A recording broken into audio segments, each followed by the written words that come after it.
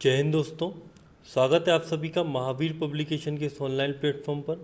मेरा नाम है श्रेष्ठ खरे और मध्य प्रदेश इतिहास एवं संस्कृति से संबंधित ये हमारा 32वां लेक्चर है। इसके पहले जो हमने 31 लेक्चर कवर किए उनमें हमने मध्य प्रदेश में पाषाणकालीन, पुरातात्विक, प्राचीन, मध्यकालीन एवं आधुनिक इतिहास को पढ़ा है।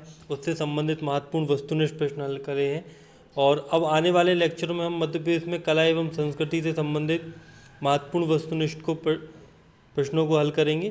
तो आज का जो लेक्चर है वो हमारा कला एवं चित्रकला से संबंधित है। तो लेक्चर को स्टार्ट करने से पहले यदि आपने हमारे चैनल को अभी तक सब्सक्राइब नहीं किया है तो सब्सक्राइब बटन पर क्लिक कर हमारे चैनल को सब्सक्राइब करें ताकि आपको हमारे आने वाले वीडियोस की अपडेट मिलती रहे। और इस वीडियो की जो PDF है वो आप हमारे टेलीग्राम ग्रुप से डाउनलोड कर सकते हैं, जिसकी लिंक मैंने इस वीडियो के डिस्क्रिप्शन में दी है। इसके अलावा आप हमसे अन्य सोशल मीडिया प्लेटफॉर्म जैसे कि फेसबुक, इंस्टा, व्हाट्सएप के जरिए भी जुड़ सकते हैं। और वीडियो से रिलेटेड किसी भी क्वेरी के लिए आप दिए गए नंबर 6262862000 पर कॉन्टैक्ट कर सकते हैं। चलिए स्टार्ट करते हैं अपना लेक्चर। देखते हैं आज का पहला क्वेश्चन। तो हमारा आज का पहला क्वेश्चन है, भारत के सबसे प्राचीन प्राग ऐतिहासिक शैलचित्र कहाँ पाए गए? ऑप्शन है आपके सामने आजमगढ़, भीमबेटका की गुफाएं, मामा भांजा शैलाश्रय या फिर मांडा रॉक पेंटिंग्स। तो मध्य प्रदेश के रायसेन जिले में अवस्थित भीमबेटका की गुफाओं में भारत में आदिम या फिर आदि मानव द्वारा निर्मित सर्वाधिक प्राचीन प्रागैतिहासिक कालीन जो शैलचित्र हैं वो पाए गए, जो मानव जीवन की दैनिक क्रियाओं से संबंधित थे और ये चित्र लगभग 500 से भी अधिक थे। इनमें प्राकृतिक रंगों का प्रयोग किया गया था। तो इस क्वेश्चन का जो सही आंसर है वो क्या है? बी, भीमबेटका की गुफाएं। अगला क्वेश्चन इसके बाद, मध्य प्रदेश में मध्यकाल के दौरान कितने प्रकार की चित्रकला शैली विकसित हुई? ऑप्शन है आपके सामने 1, 2, 3 या फिर 4। तो मध्य प्रदेश में मध्यकाल में रियासती दौर में चित्रकला के जो राजाश्रय मिला है, इस आधार पर मध्य प्रदेश की जो चित्रकला है उसको 4 शैलियों में विकसित किया जा सकता है। कौन कौन सी 4 शैलियाँ हैं वो? पहली है मालवा शैली, फिर आती है बुंदेलखंड शैली, बघेली शैली और फिर ग्वालियर शैली। तो इस क्वेश्चन का जो सही आंसर है वो क्या है? टी इस क्वेश्चन का सही आंसर। इसके बाद अगला क्वेश्चन है, मालवा की चित्रकला शैली में मुख्यतः किस प्रकार का प्रभाव दिखाई देता है? ऑप्शन है आपके सामने प्राकृतिक, धार्मिक, ऐतिहासिक या फिर पुरातात्विक। तो मध्यकाल की जो मालवा की चित्रकला शैली है उसमें मुख्यतः धार्मिक प्रभाव देखने को मिलता है, जिसमें अधिकांशतः धार्मिक देवी देवताओं के चित्र उकेरे गए हैं। इस मालवा चित्रकला जो श्रेणी है उसको राजा महाराजाओं ने भी संरक्षण प्रदान किया है। तो इस क्वेश्चन का जो सही आंसर है वो क्या है? बी इस क्वेश्चन का सही आंसर है। अब अगला क्वेश्चन इसके बाद क्वेश्चन है, मध्य प्रदेश में 20वीं शताब्दी में चित्रकला का प्रमुख प्रशिक्षण केंद्र देवलालीकर कला विथिका कहाँ स्थापित हुआ? ऑप्शन है आपके सामने इंदौर, धार, उज्जैन या फिर मांडू। तो मध्य प्रदेश में 20वीं शताब्दी में चित्रकला का जो प्रमुख प्रशिक्षण केंद्र था वो चित्रकला प्रशिक्षण गुरु श्री D.D. देवलालीकर द्वारा इंदौर शहर में देवलालीकर कला के रूप में स्थापित किया गया था। तो इस क्वेश्चन का जो सही आंसर है वो क्या है? ए, इंदौर है। अगला क्वेश्चन इसके बाद,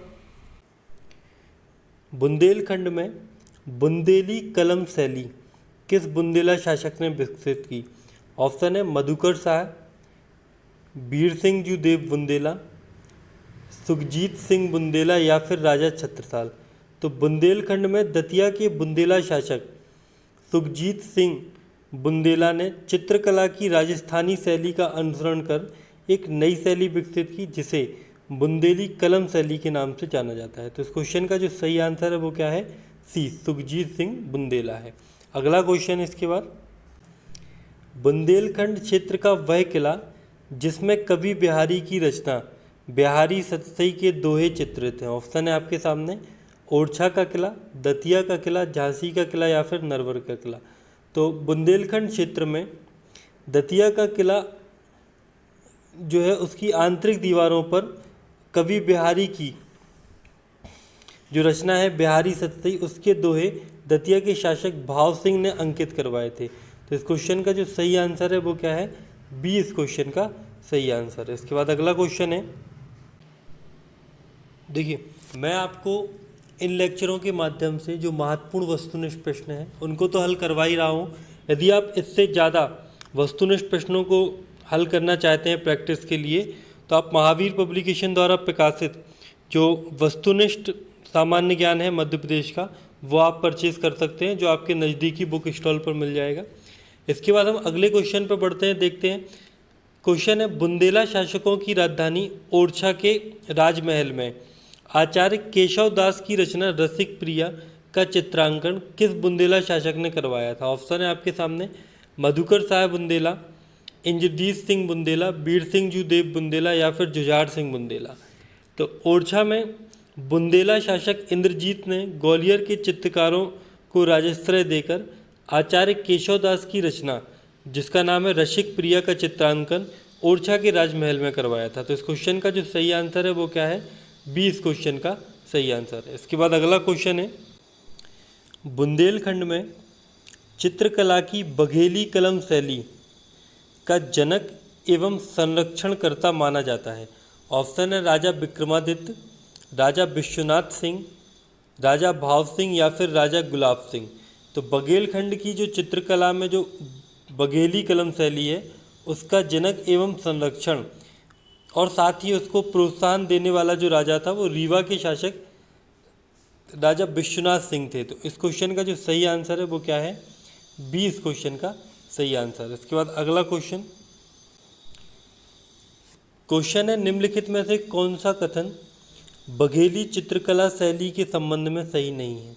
ऑप्शन है आपके सामने, बघेली लोक संस्कृति का प्रभाव है, गहरे चटक रंगों का प्रयोग किया गया है, हल्के एवं कृत्रिम रंगों का प्रयोग किया गया है एवं धार्मिक प्रभाव इस शैली में देखने को मिलता है। तो बघेली चित्रकला शैली में गहरे एवं चटक रंगों का प्रयोग किया गया है, जबकि धार्मिक प्रभाव एवं बघेली लोक संस्कृति का जो प्रभाव है वो इस शैली में दिखाई देता है, जबकि यदि जो हल्के एवं कृत्रिम रंग हैं उनका प्रयोग इस शैली में नहीं हुआ है। तो इस क्वेश्चन में जो सही आंसर है वो क्या है, सी, जो कि बघेली शैली की विशेषता नहीं है। अगला क्वेश्चन इसके बाद क्वेश्चन है, मध्य प्रदेश में चित्रकला की पटना शैली को संरक्षण एवं प्रोत्साहन किया है। ऑप्शन है आपके सामने, सिंधिया शासक ग्वालियर ने, होलकर शासक इंदौर ने, पवार शासक देवास में या फिर परमार शासक मालवा में। तो ग्वालियर में सिंधिया वंश के शासकों के समय अंग्रेजों का भी आवागमन रहा। इस समय चित्रकला के संरक्षण एवं संवर्धन के फलस्वरूप चित्रकला की एक नई शैली जिसका नाम था पटना शैली का आविष्कार हुआ था। तो इस क्वेश्चन का जो सही आंसर है वो क्या है, ए, सिंधिया शासकों के समय इस शैली को क्या दिया गया था, संरक्षण दिया गया था। अगला क्वेश्चन अब, मध्य प्रदेश के प्रसिद्ध चित्रकार सैयद हैजा-रदर का जन्म कहाँ हुआ था? ऑप्शन है आपके सामने, बावरिया नरसिंहपुर, आलोट देवास, भानपुरा मंदसौर या फिर पिपरिया होशंगाबाद। तो मध्य प्रदेश के प्रसिद्ध चित्रकार सैयद हैदर रजा का जन्म सन 1922 में नरसिंहपुर जिले के बावरिया ग्राम में हुआ था। तो इस क्वेश्चन का जो सही आंसर है वो क्या है, ए इस क्वेश्चन का सही आंसर है। इसके बाद अगला क्वेश्चन, निम्नलिखित में से कौन सा कथन चित्रकार सैयद हैदर रजर जो है उनके बारे में सही नहीं है? ऑप्शन है आपके सामने, वर्ष 1981 में पद्मश्री से सम्मानित किया गया, वर्ष 1981 में कालिदास सम्मान से सम्मानित किया गया, वर्ष 2016 में सैयद हैदर रजा की मुंबई में मृत्यु हुई और अगला है वर्ष 2007 में पद्म भूषण से सम्मानित किया गया। तो इस क्वेश्चन में जो ए, बी और सी और डी हैं वो सही हैं, जबकि जो सी नंबर का ऑप्शन है वो गलत है, क्योंकि सैयद हैदर रजा की जो मृत्यु है वो 23 जुलाई 2016 में नई दिल्ली में हुई थी, ना कि मुंबई में। तो इस क्वेश्चन का जो सही आंसर है वो क्या है, सी है। अगला क्वेश्चन, चप्पल में मोनालिसा पेंटिंग किस चित्रकार की है? ऑप्शन है आपके सामने, Leonardo da Vinci, Michelangelo, Vishnu Chinchalkar या फिर अमृतलाल बेगड़। तो मध्य प्रदेश के आलोट देवास के चित्रकार विष्णु चिंचालकर की सुप्रसिद्ध पेंटिंग चप्पल में मोनालिसा है। तो इस क्वेश्चन का जो सही आंसर है वो क्या है? सी इस क्वेश्चन का सही आंसर है। अगला क्वेश्चन इसके बाद, निम्नलिखित में से कौन सा कथन चित्रकार विष्णु चिंचालकर के बारे में सत्य है? ऑप्शन है आपके सामने। विष्णु चिंचालकर लैंडस्केप पोर्ट्रेट में सिद्धस्त चित्रकार थे। उन्होंने वर्ष 1960 में चित्रकार का एक समूह गुड फ्राइडे बनाया। विष्णु चिंचालकर ने प्रारंभिक चित्रकारियों में पत्तियों, मांस के टुकड़ों एवं आम जनता की गुठलियों के कलात्मक वस्तुओं का निर्माण किया, जबकि डी है उपरोक्त सभी। तो इस क्वेश्चन का जो सही आंसर है वो है डी उपरोक्त सभी। ये सभी कथन जो है वो विष्णु चिंचालकर से संबंधित हैं और ये सही है। अगला क्वेश्चन इसके बाद, क्वेश्चन है निम्नलिखित में से कौन सा कथन प्रसिद्ध चित्रकार एम.एफ. हुसैन के बारे में असत्य है? ऑप्शन है एम.एफ. हुसैन की आत्मकथा पर आधारित फिल्म पर्णपुर का लड़का का निर्माण हुआ है। एम.एफ. हुसैन ने वर्ष 2009 में कतर देश की नागरिकता प्राप्त कर ली थी। एम.एफ. हुसैन को वर्ष 1966 में पद्मश्री एवं 1973 में पद्म भूषण से सम्मानित किया गया और वर्ष 2000 में एम.एफ. हुसैन की मृत्यु न्यूयॉर्क, अमेरिका में हुई थी। तो ऊपर के जो 3 स्टेटमेंट हैं ए, बी और सी, ये तीनों सत्य हैं, जबकि डी नंबर का जो स्टेटमेंट है वो गलत है, क्योंकि प्रसिद्ध चित्रकार एम.एफ. हुसैन की जो मृत्यु है वर्ष 2010 में लंदन, ब्रिटेन में हुई थी। ठीक है, तो इस क्वेश्चन का जो सही आंसर है वो क्या है? सी है, सॉरी डी इस क्वेश्चन का सही आंसर है। अगला क्वेश्चन इसके बाद,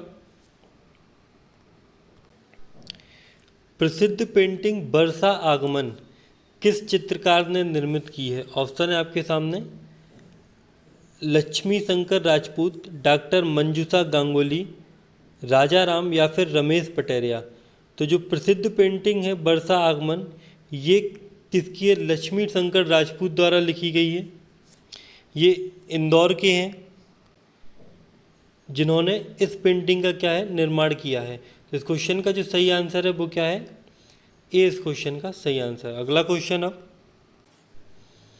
क्वेश्चन है निम्नलिखित में से कौन सा चित्रकार सही सुमेलित नहीं है? तो एक साइड चित्रकार का नाम और दूसरी साइड संबंधित मूल स्थान बताया गया है। जैसे डॉक्टर मंजूषा गांगुली, इनके सामने लिखा हुआ है ग्वालियर। मदन भटनागर के सामने लिखा हुआ है ग्वालियर। अमृतलाल बेगड़ के सामने जबलपुर लिखा हुआ है, जबकि सच्चिदानंद नागदेव के सामने संचिदा नागदेव के सामने सागर लिखा हुआ है। तो मध्य प्रदेश के जो प्रसिद्ध चित्रकार हैं संचिदा नागदेव, ये उज्जैन के हैं, ना कि सागर जिले के। बाकी जो सभी विकल्प हैं वो सुमेलित हैं। तो इस क्वेश्चन का जो सही आंसर है वो क्या है? डी इस क्वेश्चन का सही आंसर है। अब आज के वीडियो का अंतिम क्वेश्चन देखते हैं। क्वेश्चन है निम्नलिखित में से मध्य प्रदेश का कौन सा चित्रकार नर्मदा पुत्र के नाम से जाना जाता है? ऑप्शन है आपके सामने अमृतलाल बेगड़, रमेश पटेरिया, यूसुफ या फिर अखिलेश। तो मध्य प्रदेश के प्रसिद्ध चित्रकार एवं लेखक एवं समाज सेवी जबलपुर के अमृतलाल बेगड़ ने नर्मदा नदी की सुंदरता का वर्णन अपने जो चित्रकारी है एवं रचनाएं हैं उसके माध्यम से किया है, इसलिए उन्हें नर्मदा पुत्र के नाम से जाना जाता है। तो इस क्वेश्चन का जो सही आंसर है वो क्या है? ए है। तो आज के लेक्चर में इतना ही। यदि आपको लेक्चर अच्छा लगता है तो लेक्चर को लाइक और शेयर जरूर करें। कल मिलते हैं एक नए लेक्चर के साथ। जब तक के लिए जय हिंद, जय भारत।